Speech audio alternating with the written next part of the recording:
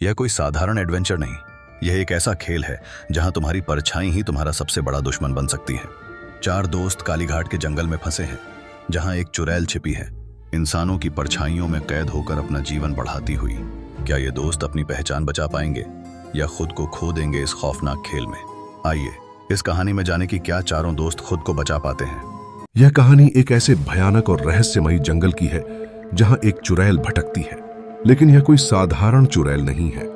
वह इंसानों की परछाइयों में कैद होकर अपना जीवन बढ़ाती है। इस जंगल में जो भी गया न केवल अपनी पहचान खो बैठा, बल्कि उसकी परछाई भी उसकी दुश्मन बन गई। 4 दोस्तों का यह सफर एक रोमांचक यात्रा से शुरू होता है, जो धीरे धीरे एक खौफनाक खेल में बदल जाता है।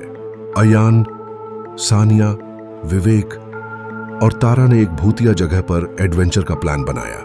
उन्होंने सुना था कि कालीघाट जंगल के बीच एक पुरानी हवेली है जहां चुड़ैल का साया भटकता है। गांव के लोग कहते थे कि इस जंगल में जो गया वह या तो खुद को भूल गया या उसकी परछाई ने उसे निगल लिया। गांव पहुंचने पर उन्हें मल्लिका दादी ने चेतावनी दी, उस जंगल में जो दिखता है वह सच नहीं होता।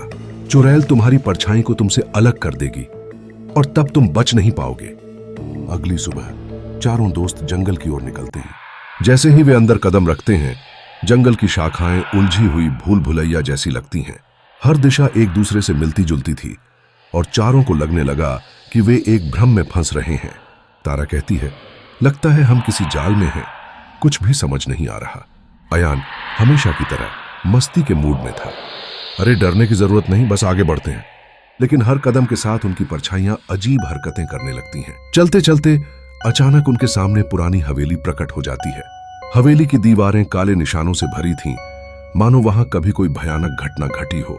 वे अंदर जाने की सोचते हैं, लेकिन जैसे ही दरवाजा खोलते हैं वह अपने आप पीछे से बंद हो जाता है। अब चारों अंधेरे में फंस चुके थे। अंदर घुसते ही अयान को एहसास होता है कि उसकी परछाई अब उसकी हरकतों से अलग चल रही है। वह इधर उधर देखता है, लेकिन डर के कारण कुछ कह नहीं पाता। अचानक एक पुरानी पेंटिंग पर सभी की नजर जाती है। एक भयानक चुड़ैल की तस्वीर जो मुस्कुराती नजर आ रही थी। उसकी आंखें ऐसे बनी थीं जैसे वे किसी को घूर रही हों। उसी समय एक ठंडी हवा का झोंका आता है और सभी की परछाइयां दीवार पर अलग अलग दिशाओं में भागने लगती हैं। अचानक विवेक की परछाई गायब हो जाती है। मुझे मेरी परछाई वापस चाहिए, जब विवेक चिल्लाता है तभी एक गहरी आवाज गूंजती है, तुम्हारी परछाई अब मेरी है। अगर उसे वापस पाना है तो तुम्हें खेल के नियम मानने होंगे। चारों को एहसास होता है कि यह चुड़ैल का खेल है, जहां उन्हें अपनी पहचान के लिए लड़ना होगा। एक कमरे में चारों को पुरानी घड़ी मिलती है जो उल्टी दिशा में चल रही होती है। सानिया समझ जाती है कि चुड़ैल ने समय को काबू में कर रखा है। वह कहती है, हमें इस घड़ी को उल्टा घुमाना होगा, तभी हम इस जाल से बाहर निकल सकते हैं। लेकिन जैसे ही वे घड़ी को छूते हैं, चुड़ैल सामने आ जाती है।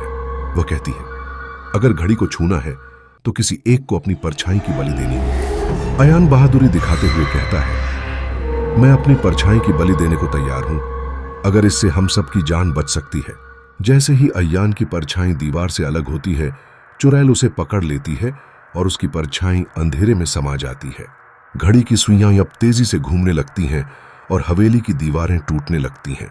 चारों दोस्त बाहर की ओर भागते हैं, लेकिन तारा की परछाई अचानक उसके खिलाफ हो जाती है।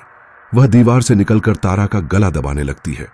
अचानक हवेली के दरवाजे पर चुड़ैल प्रकट होती है। वह पूरी तरह से इंसानी आकार में आ चुकी थी, लेकिन उसकी आंखें सफेद और बाल हवा में उड़ रहे थे।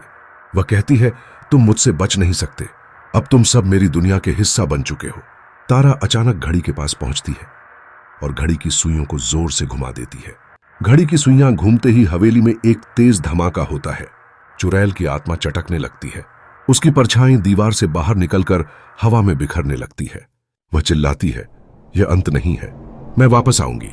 अचानक चारों दोस्त खुद को जंगल के बाहर पाते हैं।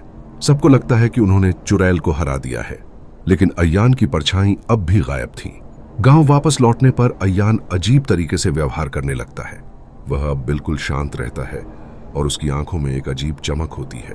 सानिया को शक होने लगता है कि अयान की परछाई अभी भी चुड़ैल के कब्जे में है।